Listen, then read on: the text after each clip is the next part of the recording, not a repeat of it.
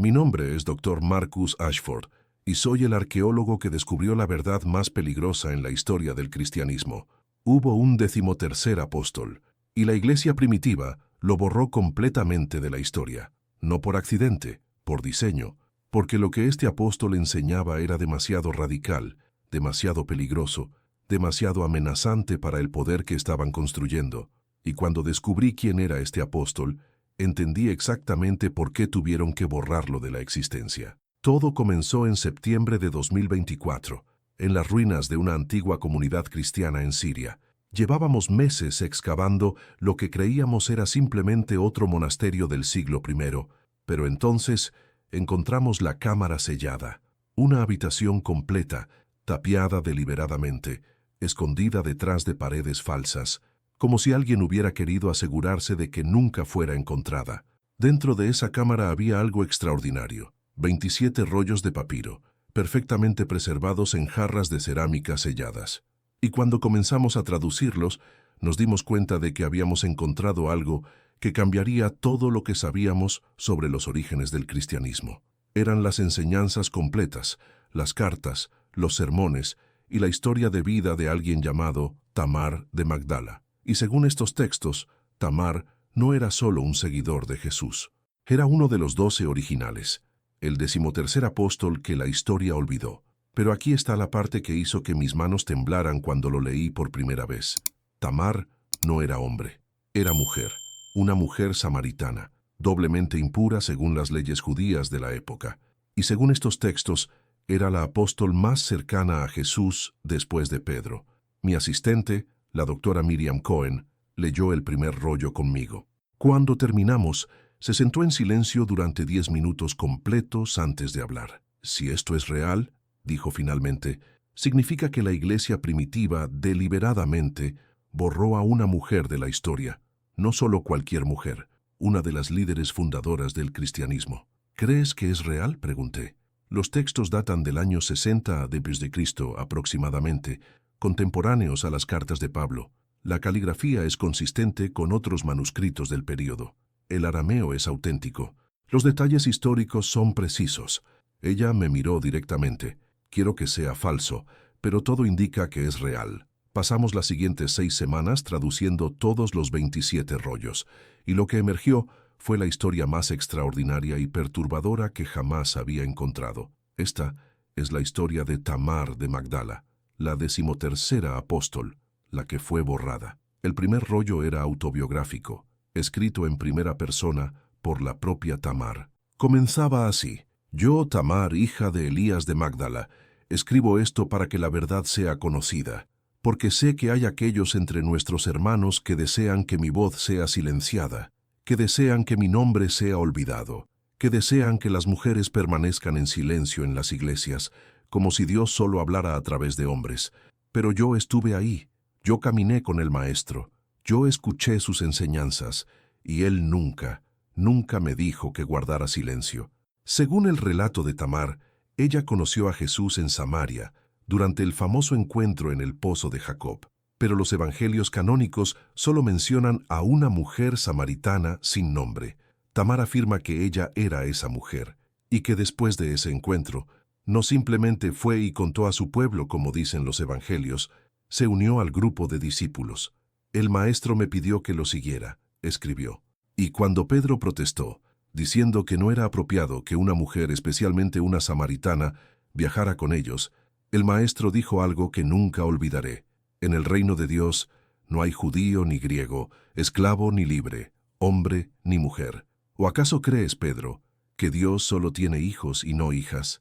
Los textos describían cómo Tamar viajó con los 12 durante todo el ministerio de Jesús, cómo ella fue testigo de los milagros, escuchó los sermones, participó en las discusiones teológicas, y cómo repetidamente enfrentó resistencia de algunos de los apóstoles masculinos, particularmente Pedro y Santiago. Pedro me toleraba porque el maestro insistía, escribió Tamar, pero nunca me aceptó verdaderamente. Una vez me dijo: las mujeres no pueden entender los misterios profundos de Dios. Y el maestro que escuchó esto respondió: Pedro, ¿quién te dijo que Dios hace distinción entre sus hijos? No fue una mujer quien me dio a luz, ¿No será una mujer quien primero atestigüe mi resurrección? Esa última línea me hizo detenerme, porque en los evangelios canónicos, las mujeres, especialmente María Magdalena, fueron las primeras en ver a Jesús resucitado. Pero la iglesia primitiva minimizó ese detalle, enfatizando en cambio la aparición a los apóstoles masculinos. Los rollos continuaban describiendo las tensiones dentro del grupo, cómo algunos discípulos, especialmente Judas Iscariote irónicamente, defendían a Tamar, cómo María Magdalena y otras mujeres seguidoras formaban un círculo de apoyo, y cómo Jesús repetidamente desafiaba las normas culturales al incluir a Tamar en momentos importantes. En la última cena, escribió Tamar, yo estaba allí, sentada con los 12, el maestro partió el pan y lo compartió conmigo también. Tomó la copa y me la pasó, diciendo, bebe, hija mía, porque esta es mi sangre, derramada por todos, por muchos, por cada alma que busque a Dios. Pero en los años después de su muerte, cuando los hermanos comenzaron a contar la historia de esa noche, yo desaparecí de sus relatos, como si nunca hubiera estado allí, como si mi testimonio no importara. El rollo más perturbador era el que describía los eventos después de la crucifixión. Según Tamar, ella estuvo al pie de la cruz junto con María, la madre de Jesús, y María Magdalena. Ella ayudó a preparar el cuerpo para el entierro, y ella fue una de las primeras en el sepulcro la mañana de la resurrección. Cuando el Maestro resucitó, escribió, apareció primero a María Magdalena, luego a mí, luego a las otras mujeres. Solo después apareció a Pedro y a los otros, y nos dijo, vayan y digan a mis hermanos que he resucitado. Pero cuando fuimos a decirles, Pedro nos llamó histéricas. Dijo que éramos mujeres emocionales viendo visiones. Solo cuando el Maestro se apareció a ellos, directamente nos creyeron. Y aún entonces, en los años que siguieron, contaron la historia como si ellos hubieran sido los primeros testigos, como si nuestro testimonio no contara. Pero la parte más reveladora de los textos no era sobre los eventos históricos, era sobre las enseñanzas, porque según estos rollos, Tamar recibió enseñanzas específicas de Jesús, enseñanzas que aparentemente eran demasiado radicales para ser incluidas en los evangelios canónicos. El rollo número 13 contenía lo que Tamar llamaba las enseñanzas secretas del Maestro sobre la igualdad, y cuando lo tradujimos, entendimos exactamente por qué la iglesia primitiva había querido borrar a Tamar de la historia.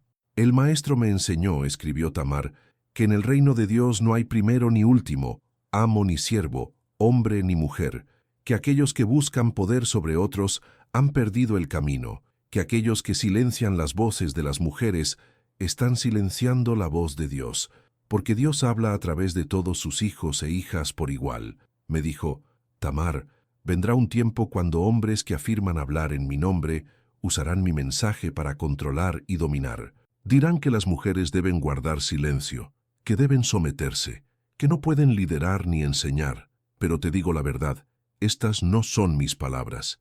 Estas son las palabras de hombres que temen perder poder. En mi reino, me dijo el Maestro, las mujeres profetizarán, las mujeres enseñarán, las mujeres liderarán, porque el Espíritu de Dios no hace distinción entre quien puede hablar su verdad.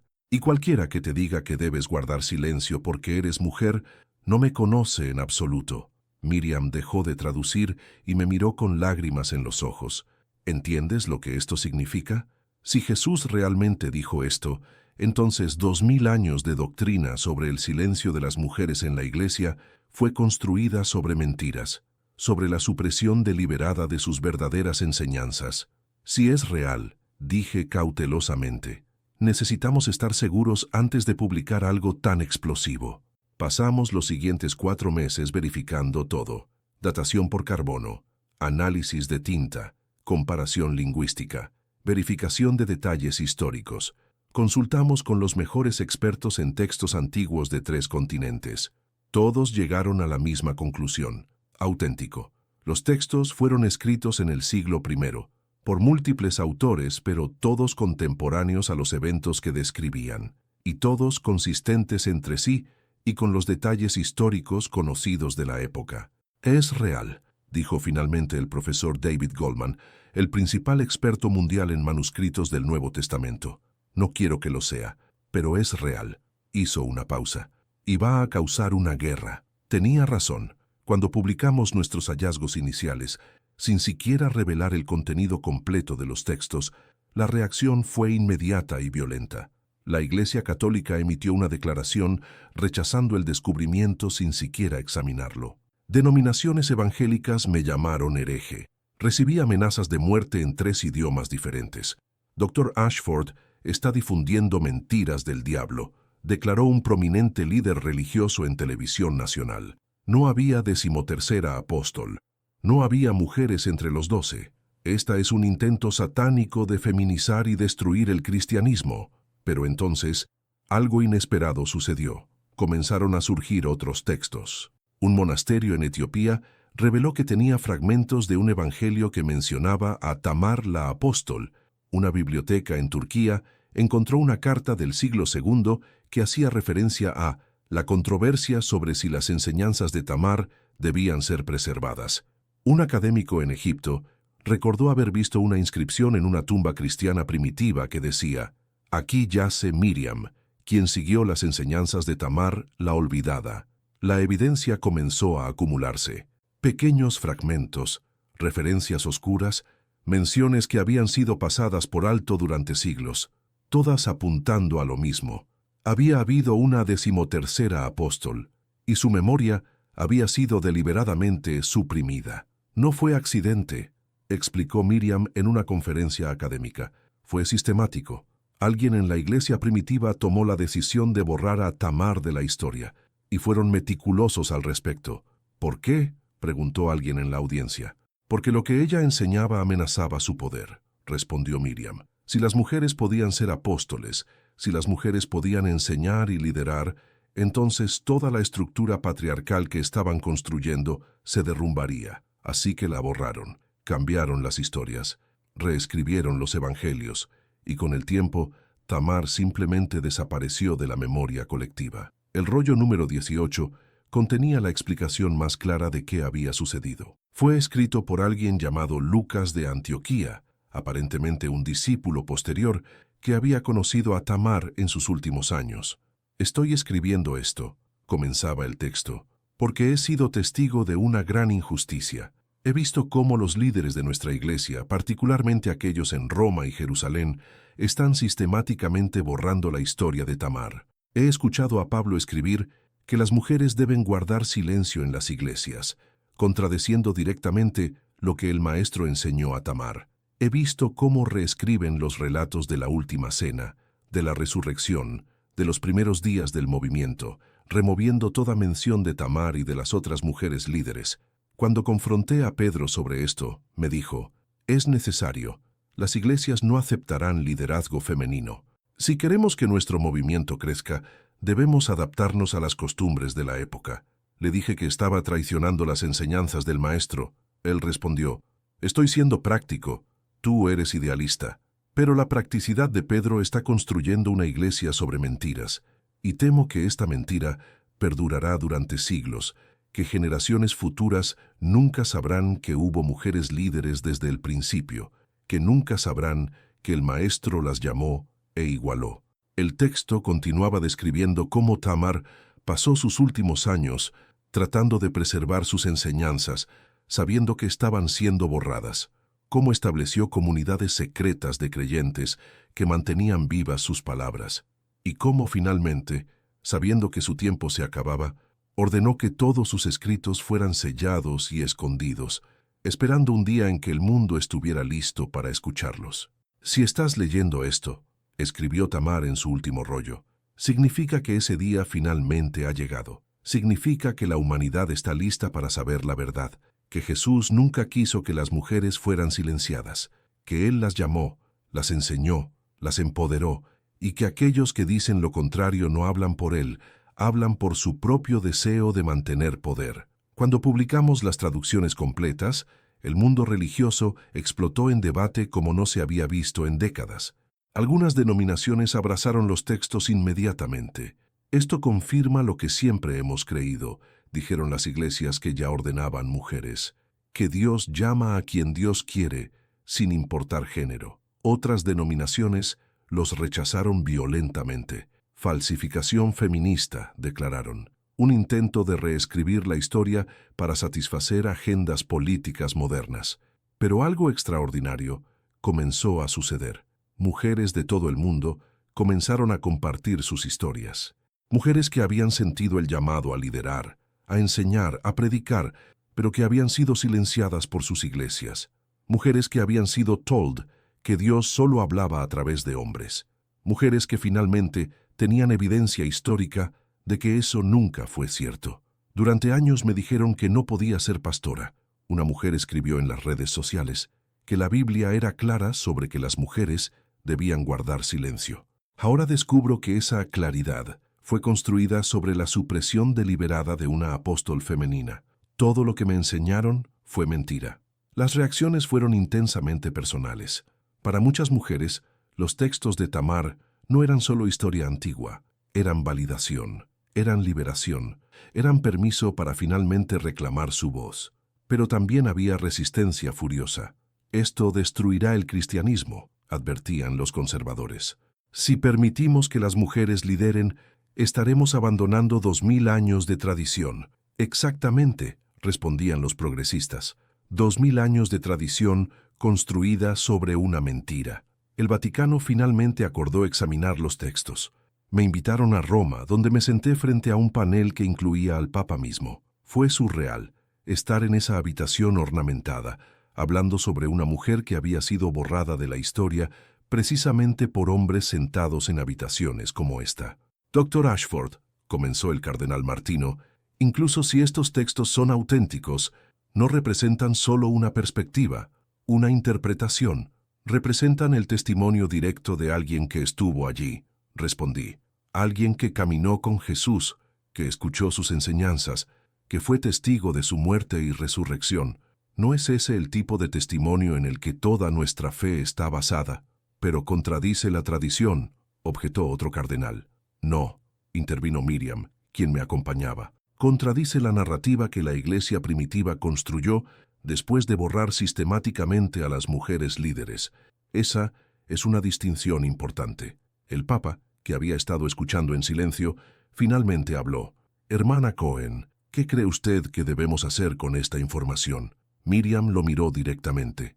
Con respeto, Santo Padre, creo que deben enfrentar la verdad. Durante 2000 años, la Iglesia ha enseñado que las mujeres no pueden liderar porque Dios así lo ordenó. Ahora tenemos evidencia de que eso nunca fue verdad, de que Jesús eligió y empoderó a mujeres líderes, y fueron los hombres después de él quienes las borraron. ¿Y si reconocemos esto?, preguntó el Papa. ¿Qué cambia? Todo, dijo Miriam simplemente. Y nada, todo cambia porque ya no pueden usar tradición y Biblia para silenciar a las mujeres. Nada cambia porque Dios siempre ha llamado a las mujeres, solo que ahora finalmente lo admitimos. 3 meses después, el Vaticano emitió una declaración histórica. No fue todo lo que los reformistas querían, pero fue un paso.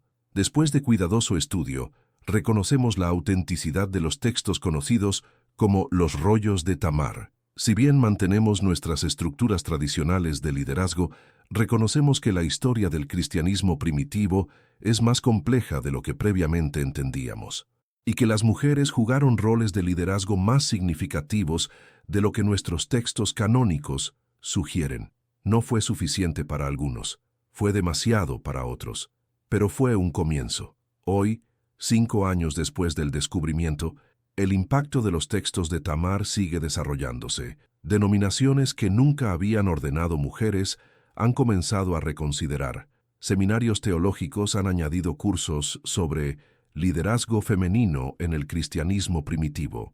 Y cada vez más iglesias están reconociendo que el silencio que impusieron a las mujeres nunca vino de Dios. Pero quizás el cambio más significativo no es institucional, es personal. Es la mujer que finalmente se siente lo suficientemente valiente para compartir su sermón. Es la niña que ahora puede imaginar ser líder espiritual sin que le digan que está equivocada. Es el hombre que finalmente entiende que Dios habla a través de todas las voces, no solo las masculinas.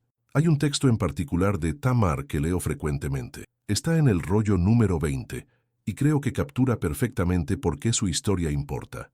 Un día, escribió, Las mujeres de fe ya no necesitarán pedir permiso para usar su voz. No necesitarán justificar su llamado. No necesitarán probar que Dios las eligió, porque será tan obvio, tan natural, tan innegable, que nadie cuestionará. Y en ese día, mi trabajo estará completo. En ese día, finalmente podré descansar. Creo que estamos más cerca de ese día ahora. No ahí todavía, no por mucho, pero más cerca. Tamar de Magdala fue borrada de la historia porque lo que enseñaba era demasiado peligroso, demasiado radical, demasiado amenazante para estructuras de poder construidas sobre el silencio de las mujeres.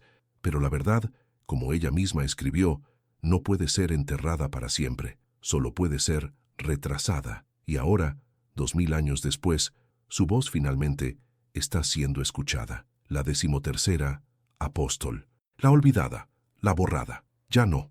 ¿Es esta historia verdadera? ¿Realmente hubo una Tamar de Magdala que fue sistemáticamente borrada de la historia? Honestamente, no lo sé con certeza absoluta. Los textos son auténticos, eso puedo verificar. Pero si representan historia real o ficción inspirada del siglo I, eso es algo sobre lo que los académicos debatirán durante décadas. Pero quizás la pregunta más importante no es si Tamar existió. Es por qué es tan fácil creer que podría haber existido. ¿Por qué tiene tanto sentido que la iglesia primitiva habría borrado a mujeres líderes? ¿Por qué podemos tan fácilmente imaginar a hombres como Pedro decidiendo que era práctico silenciar a las mujeres? Porque sabemos que sucedió. Tal vez no con Tamar específicamente, pero sucedió. Durante 2000 años, las mujeres fueron sistemáticamente excluidas del liderazgo religioso. Sus voces fueron silenciadas. Sus contribuciones fueron minimizadas. Y todo fue justificado con referencias selectivas a textos que supuestamente probaban que Dios quería que fuera así. Los textos de Tamar, ya sea que documenten a una persona real o representen las experiencias de muchas mujeres borradas, nos obligan a confrontar esa historia, a preguntarnos, ¿cuántas otras Tamar hubo? ¿Cuántas otras voces fueron silenciadas? ¿Cuánta verdad perdimos porque amenazaba el poder de los pocos? Y más importante, ¿estamos todavía haciéndolo? ¿Todavía estamos silenciando voces que necesitamos escuchar? ¿Todavía estamos borrando perspectivas que nos incomodan? Esta es mi pregunta final para ti, quien quiera que estés escuchando. Si Tamar de Magdala realmente existió, si realmente fue borrada porque su mensaje era demasiado radical, ¿qué dice eso sobre la fe que practicamos hoy? ¿Estamos siguiendo las enseñanzas de Jesús o las convenciones de hombres que decidieron qué partes de esas enseñanzas eran convenientes? Y si estás en una posición de poder, en una iglesia, en una institución, en cualquier lugar, pregúntate, ¿a quién estoy silenciando? ¿Qué voces estoy ignorando porque me incomodan? ¿Estoy siendo como Pedro, práctico, a expensas de la verdad? Los textos de Tamar terminan con una bendición que ella escribió para aquellos que eventualmente encontrarían sus palabras, que tengan el coraje de hablar cuando otros les digan que guarden silencio, que tengan la fuerza de liderar cuando otros les digan que sigan, que tengan la sabiduría de saber que Dios no hace distinción entre sus hijos e hijas, y que tengan la gracia de perdonar a aquellos que trataron de borrar su voz, porque ellos no sabían lo que hacían. Tamar de Magdala, la 13ª apóstol, la olvidada, la borrada, pero ya no más. Su voz, silenciada durante 2 milenios, finalmente está siendo escuchada, y está diciendo algo que la Iglesia necesitó escuchar durante 2000 años. Dios habla a través de todos nosotros. Cada voz importa, cada perspectiva tiene valor, y cualquiera que te diga lo contrario no está hablando por Dios. Están hablando por su propio miedo a perder poder. Dr. Marcus Ashford, Universidad de Cambridge, 2029. A Tamar de Magdala, donde quiera que esté, tu voz finalmente ha sido escuchada, y está cambiando todo. Esta historia es completamente ficción. No existe evidencia histórica de una 13ª apóstol llamada Tamar. Sin embargo, es históricamente cierto que las mujeres jugaron roles significativos en el cristianismo primitivo, roles que fueron minimizados y suprimidos por la iglesia posterior. María Magdalena, Junia, Priscila, Febe y muchas otras fueron líderes importantes cuyas contribuciones fueron deliberadamente minimizadas. La pregunta real no es si hubo una Tamar específica, es porque es tan fácil imaginar que la hubo. ¿Y qué dice eso sobre cómo la Iglesia ha tratado a las mujeres durante 2000 años?